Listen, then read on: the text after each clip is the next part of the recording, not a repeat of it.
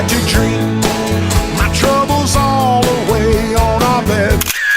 That was Bob Seger, not just a singer, but a storyteller. A voice that cut through the noise of the 70s and 80s, giving the working class a soundtrack they could live by. A man whose gravel-drenched vocals wrapped around stories of small-town romance, late-night drives, and blue-collar dreams.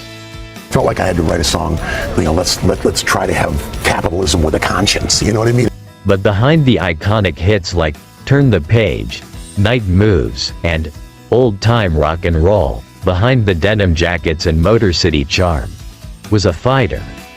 A man locked in constant battle. Not just with the music industry, but with the very direction rock and roll was heading.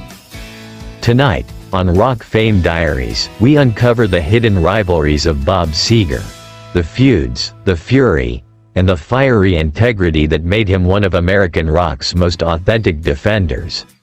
These are the 6 people and movements Bob Seger hated the most, and the powerful reasons behind each war. Probably not lying. We were all arguing about what our band name should be, and I was kind of letting the band. Number 1. The record label war. Seger versus the Suits. Seger's fiercest enemy wore a suit and tie. Record label executives, the men behind desks, pushing artists toward trends, data, and profits. Seger believed these were the true villains, the ones who stripped rock and roll of its soul. From his earliest days on Capitol Records, Seger was at odds with the industry machine. He fought tooth and nail to maintain creative control, refusing to bow to marketing demands.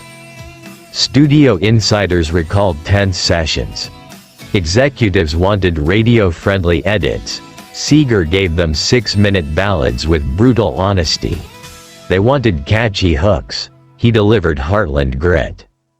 His disdain grew over the years. He saw younger, more marketable acts getting the push while veterans like him were told to conform or disappear. To Seger, this wasn't just disrespect, it was treason. He told fans during concerts, support real music, not the stuff cooked up in a boardroom. And many did. Because they knew, Seger wasn't just writing songs, he was preserving something sacred. Number 2. The disco disaster. Seger versus glitter and glam.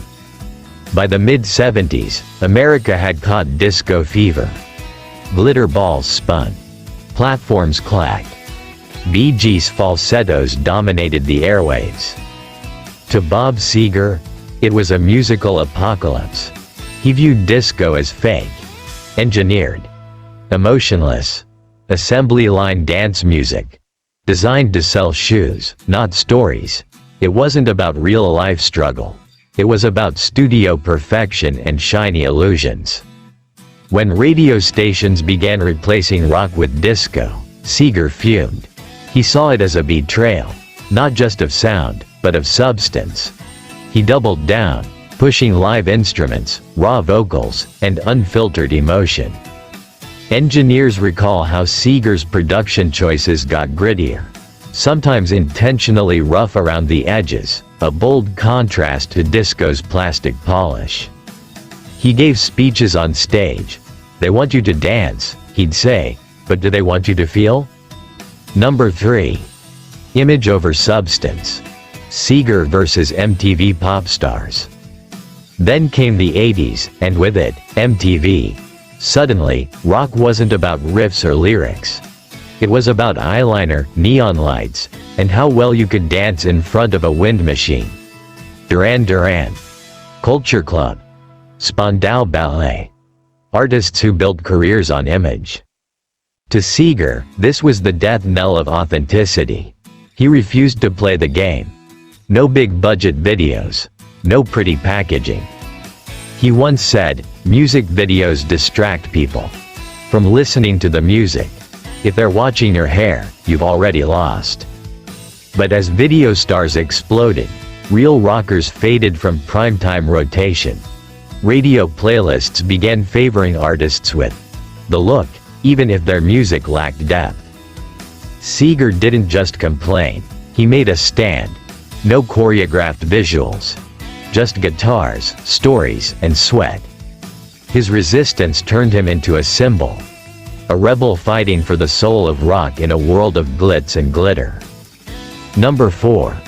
Punk rock's truth, Seger versus the noise. In the late 70s, punk rock stormed the scene. Loud, fast, raw.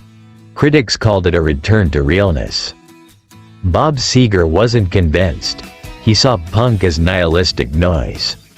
A middle finger without a message. Music that celebrated not knowing how to play. That glorified chaos over craftsmanship. Seger believed rock had a purpose, to uplift, to unite, to reflect life's struggles with dignity. Punk, to him, was destruction for destruction's sake. Studio musicians recall Seger driving his band hard, tighter rhythms, more precision, as a direct answer to punk's messy defiance. He saw punk as dangerous, not in its anger, but in its rejection of excellence. At festivals, Seger famously refused to even acknowledge punk acts. He called them kids with no clue what it means to earn an audience. Number 5. The Eagles, from authentic to adult contemporary. There was a time when Bob Seger and the Eagles shared stages, and even fans. Both sang about dusty highways, lost loves, and the American dream. But as the Eagles' fame soared, Seger saw them morph, from raw country rockers to polished arena kings. He respected their talent, but hated what they became. He believed they traded authenticity for airplay. Grit for gloss. Songs like Hotel California topped the charts, but Seger saw them as corporate rock rebellion repackaged for the suburbs. Insiders recall his bitterness. They're not singing to the people. They're selling to them. While the Eagles embraced luxury and production sheen, Seger kept it lean, gritty, human, and in doing so, carved out his own path. One paved with dirt, sweat, and Detroit steel. 6. The Boss Battle. Seger versus Springsteen. Bruce Springsteen. The Boss. Another blue-collar poet. Another hero of the American working man. So why did Bob Seger hate him? Because critics made them rivals. They compared every lyric, every chord, every denim jacket. They called Springsteen literary, complex, deep. They called Seger simple, plain-spoken. And that stung. Seger saw himself as the authentic voice of Middle America. He didn't write metaphors. He wrote truths. Stories you could feel in your bones. When Born in the USA became a mega hit, often misunderstood as patriotic when it was bitterly critical, Seger exploded. He felt Springsteen had won by accident. That his honesty was being overshadowed by Bruce's polish. Studio engineers describe how Seger obsessed over Springsteen's work. He wanted to beat him, not out of spite, but out of conviction. This rivalry didn't end in a fistfight, but it fueled Seger's fire, made him sharper, hungrier, more determined to prove that his voice, plain as it was the voice of the people. Bob Seger wasn't perfect, he wasn't flashy, he didn't play the game. But maybe that's exactly why he mattered. His feuds weren't about ego, they were about protection. Of a culture, of a sound, of a connection between musician and listener that couldn't be faked, sold, or copied. Disco faded. MTV changed. Punk matured. Labels rebranded. But Seger, he stayed. A rock and roll soldier who fought, not for fame, but for meaning. This was Rock Fame Diaries, and if this story moved you the way Seger's songs have for generations, hit that subscribe button, drop a comment below, and tell us what artist you want us to dive into next. Until then, keep it raw, keep it real, and keep the volume up. God bless.